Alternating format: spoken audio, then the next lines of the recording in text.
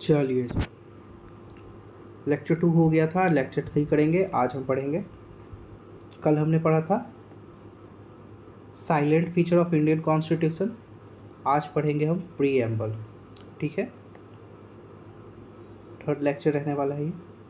शुरू करें प्रीएम्बल। आइए शुरू करते हैं। जो प्रीएम्बल का जो कॉन्सेप्ट है ना, वो यूएसए से लिया गया है, लेकिन इसका जो लैंग्वेज है वो ऑस्ट्रेलिया से लिया गया है। ठीक है, कॉन्सेप्ट यूएसए, लैंग्वेज ऑस्ट्रेलिया। इसको डिज़ाइन और डेकोरेट किए थे बहुत महान आदमी थे, ब्योहर राम मनोहर सिन्हा जी। ब्योहर राम मनोहर सिन्हा जी ने इसको डेकोरेट और डिज़ाइन किया था। ठीक है, और दो जो वर्ड है सोशलिस्ट और सेकुलर, इसको 22nd कॉन्स्टिट्यूशन अमेंडमेंट से 1976 में ऐड किया गया। ठीक, during emergency in the rain of prime minister Shrimati Indira Gandhi. Preamble जो है हमें बताता है फिलॉसफी ऑफ कॉन्स्टिट्यूशन के बारे में। ठीक है,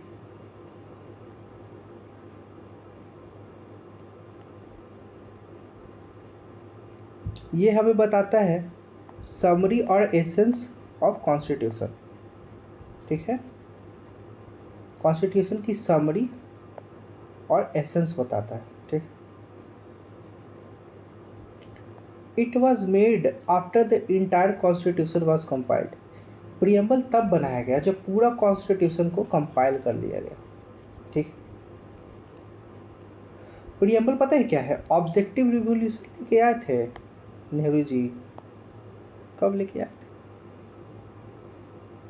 बताओ, कब लेके आए थे इसको? नेहरू जी 13 दिसंबर 1946 को लेके आए थे। इसको अडॉप्ट किया गया था 22 जन 1947 को। ठीक है, ये याद रखना, बहुत इंपॉर्टेंट है। ऑब्जेक्टिव रिवोल्यूशन किसने दिया था? तो जवाहरलाल नेहरू जी ने दिया था। कब लेके आए थे? 13 दिसंबर 1946 को। ठीक है, अब देखो प्रीएम्बल पे लोगों ने कमेंट भी किया है। एन ए पारखी वाला जी जो है ये बोले कि आईडी कार्ड ऑफ कॉन्स्टिट्यूशन है प्रीएम्बल। पीटी ठाकुर दास जी ये बोले कि ज्वेल सेट है ये। ठीक है, और के एम मुंशी जी बोले कि पॉलिटिकल होरोस्कोप है भैया। समझ गए? अब देखिए, understanding the preamble, source of power of the constitution क्या है? We the people of India. ठीक है, source of power of constitution है। This shows that the constitution has been drawn up and enacted by the people through their representatives and not handed down to them by a king or any outside power। इसका मतलब ये है कि constitution बनाया जो है ना, वो लोगों के जो अपना रिप्रेजेंटेटिव चुने हैं, ठीक है, उनके थ्रू बनाया गया है। और ये कभी भी किसी राजा और किसी अन्य शक्ति के हाथों पे नहीं दिया जाएगा। क्या समझे? अब देखिए नेचर ऑफ कॉन्स्टिट्यूशन क्या है? सोवरेन है, सेकुलर, सोशलिस्ट। अब सोवरेन का मतलब क्या होता है? People have supreme right to make decision on internal as well as external matter. People के पास सुप्रीम राइट है कि वो डिसीजन ले सकते हैं इंटरनल और एक्सटर्नल मैटर में। No external power can dictate the government of India. कोई भी बाहर का पावर हो वो इंडिया को डिक्टेट नहीं कर सकता है। और इंडिया के जो लोग हैं वो इंटरनल और एक्सटर्नल मैटर में डिसीजन ले सकते हैं। समझे मोदी जी? सेकुलर का मतलब क्या है?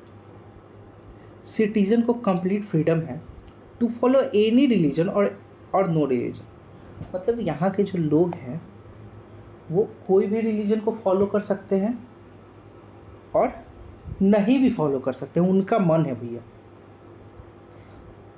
There is no official state religion, मतलब इस देश का कोई मतलब राष्ट्रीय धर्म नहीं है।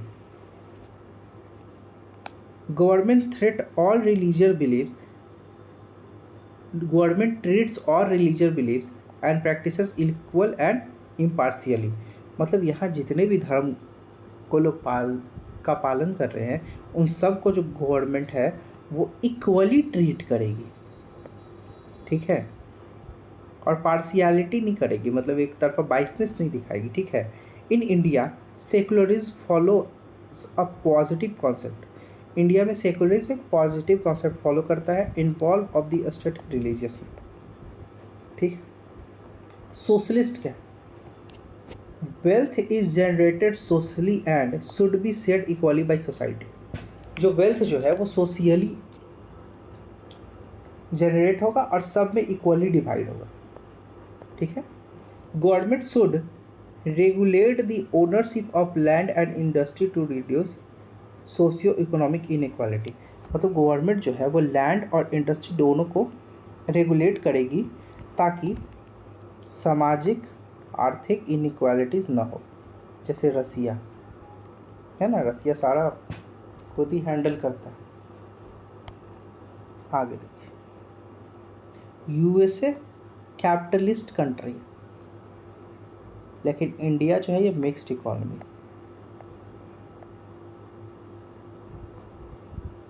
डेमोक्रेटिक क्या? The government function according to the set of constitutional rule and principle, ऐसा गवर्नमेंट जो फंक्शन करता है according to the set of constitutional rule and principle, ठीक है। A government of the people by the people and for the people, एक ऐसा government जो people का हो, पीपल के द्वारा हो और पीपल के लिए हो, इसको बोलते हैं डेमोक्रेटिक। और एक ऐसा गवर्नमेंट जो कॉन्स्टिट्यूशन के रूल और प्रिंसिपल के अकॉर्डिंग काम करे। जैसे देखिए,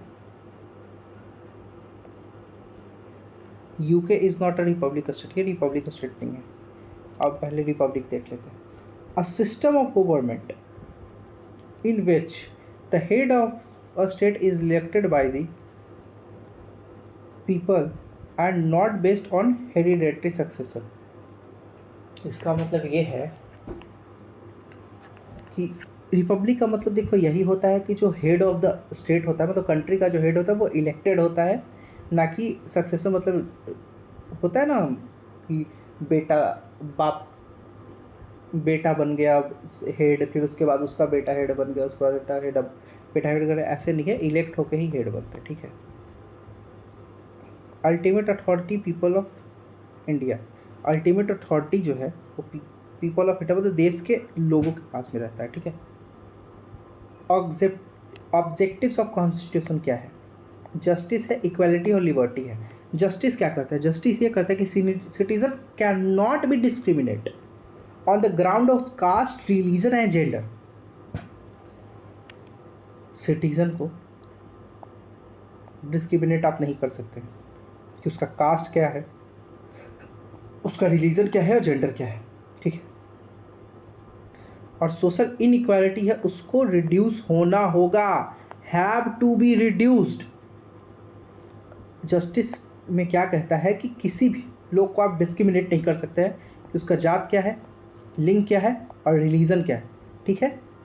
सोशल इनइक्वालिटीज़ है, उसको कम होना होगा, ठीक है। 3 type of justice are given in preamble. Preamble में 3 टाइप के जस्टिस दिए गए हैं, सोशल जस्टिस, इकोनॉमिक जस्टिस और पॉलिटिकल जस्टिस। और इसका कॉन्सेप्ट लिया गया है रसिया से, ठीक है, समझ गए जस्टिस। अब इक्वालिटी देखते हैं। सभी लॉ के अगेंस्ट इक्वल है, लेकिन कभी कभी कोई अमीर बाप के बेटे को गुनाह करने पर ऐसे लिखवा दिया जाता है, तो वो सब मत ध्यान देना, ठीक है। लेकिन all are equal before the law, ठीक है। The traditional social inequality must be end. जो सोशल इनइक्वालिटीज़ हो रहा था ना समाज में, छुआछूत हो गया, रंग भेद हो गया, जात धर्म हो गया, ये सब को ख़त्म करना है, इसको ख़त्म होना होगा, तभी इक्वालिटी आएगी। ठीक है, आप उसको नीचा दिखाइए, वो आपको नीचा दिखाएगा, ऐसे इक्वालिटी नहीं आएगी। आप उसकी तारीफ कीजिए, आप उसकी तारीफ कीजिए, फिर देखिए कैसे इक्वालिटी आती है। कितना अच्छा बात है। एक दूसरे को नीचा गिराने की जगह, एक दूसरे की बुराइयां करने की जगह एक दूसरे की तारीफ कर दीजिए। अरे सर आप कितने महान है सर, अरे सर आप कितने महान। इससे इक्वालिटी नहीं आएगा, इससे सोशल इक्वालिटी नहीं आएगा, इनइक्वालिटी ख़त्म नहीं होगा। लेकिन नहीं, आज वो उसको गाली देगा, कल वो उसको गाली देगा। छोड़ो, ये सब टॉपिक बहुत लंबा चलेगा। 2 type of equality are given in preamble, status और अपॉर्चुनिटी। स्टेटस की इक्वालिटी और अपॉर्चुनिटी की इक्वालिटी के बारे में प्रीएम्बल में लिखा हुआ है। इसका कॉन्सेप्ट लिया गया है फ्रांस से। Justice from Russia, equality from France और लिबर्टी। देखते हैं, there are no unreasonable restriction on citizen that what they think, how they wish to express their thoughts and the way they wish to follow up their thoughts in action। देखो, liberty का मतलब ये है कि कोई unreasonable restriction आप नहीं लगा सकते सिटीजन पर कि वो क्या सोचेगा और कैसे अपनी थॉट और फीलिंग को एक्सप्रेस करेगा। ठीक है,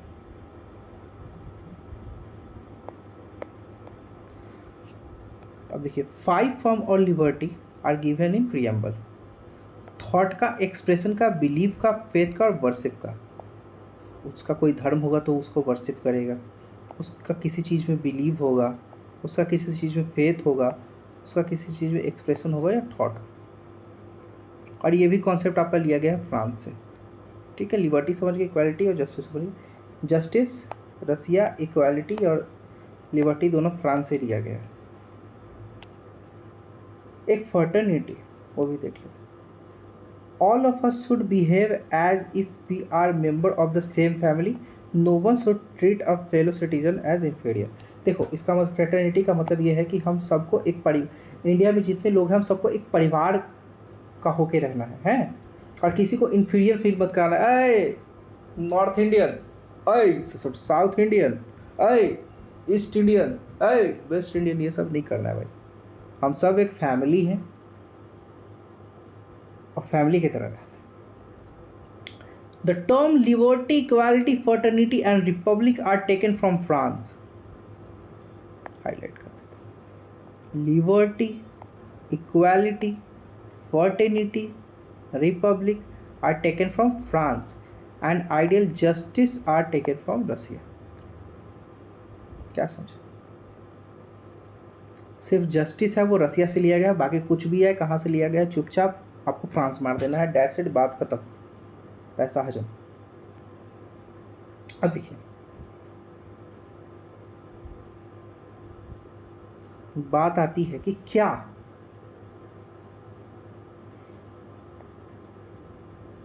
प्रीएम्बल को कभी अमेंड किया गया? क्या प्रीएम्बल अमेंडेबल है, पूछता है भारत। इस preamble is a part of constitution and is it amendable? क्या प्रीएम्बल कॉन्स्टिट्यूशन का पार्ट है और ये अमेंड किया जा सकता है? तो उसके लिए हमको जानना होगा कुछ केसेस के बारे में। तो आइए देखते हैं। Berubari union case 1960। Berubari union case 1960 में हुआ था। ठीक है, सुप्रीम कोर्ट इसमें कहता है कि the preamble is not a part of constitution. Preamble जो है कॉन्स्टिट्यूशन का पार्ट नहीं है, इसलिए इसको अमेंड नहीं किया जा सकता। इट इज़ जस्ट अ की टू अंडरस्टैंडिंग कॉन्स्टिट्यूशन। ये एक की है, मतलब एक जरिया है जिससे आप कॉन्स्टिट्यूशन को अंडरस्टैंड कर सकते हैं, समझ सकते हैं। It is not legally enforceable नहीं है, ये लीगली इन्फोर्सेबल नहीं है। फिर केशवानंद भारती केस आता है 1973 में। एक 13 जज का बेंच बैठता है, ठीक है। अ बेंच ऑफ 13 जजेस give verdict that the preamble is a part of constitution and hence it is amendable. इसमें क्या कहा जाता है, इसमें बोला जाता है सुप्रीम कोर्ट के द्वारा कि भैया जजेस के बेंच के द्वारा, जो 13 बेंच का जज था, 13 जज, ठीक है, उसको बोला जाता है कि प्रीएम्बल कॉन्स्टिट्यूशन का पार्ट है और ये अमेंडेबल भी है। It reflect the basic structure of the constitution. ये कॉन्स्टिट्यूशन के बेसिक स्ट्रक्चर रिफ्लेक्ट करता है, ठीक है। LIC of case 1995, LIC of India case 1995 reaffirmed the Kesavananda Bharati case, ठीक है। ये केशवानंद भारती में केस में जो बोला गया वही इसमें बोला गया। Enforceability of preamble, it is not enforceable in court of law. जो प्रीएम्बल है ये इन्फोर्सेबल नहीं है कोर्ट ऑफ लॉ में, ठीक है। It is neither a source of power, ये पावर का सोर्स नहीं है, not restriction to the legislature, और लेजिस्लेचर के लिए रिस्ट्रिक्शन भी नहीं है, but it can be consider as an aid to the legal interpretation of the constitution.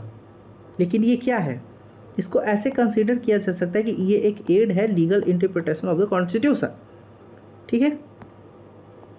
अब देखिए, preamble has been amend only once in 1976 through 42nd constitutional amendment. Preamble को बस एक बार अमेंड किया गया है 1976 में 42वें कॉन्स्टिट्यूशन अमेंडमेंट के द्वारा, और इसमें ऐड किया गया था इंटीग्रिटी, सोशलिस्ट और सेकुलर। इंटीग्रिटी, सोशलिस्ट और सेकुलर इसमें ऐड किया गया था। यहीं पे हमारा प्रीएम्बल वाला लेक्चर भी होता है खत्म, ठीक है। मिलते हैं अगले video, bye bye, take care, ध्यान रखो।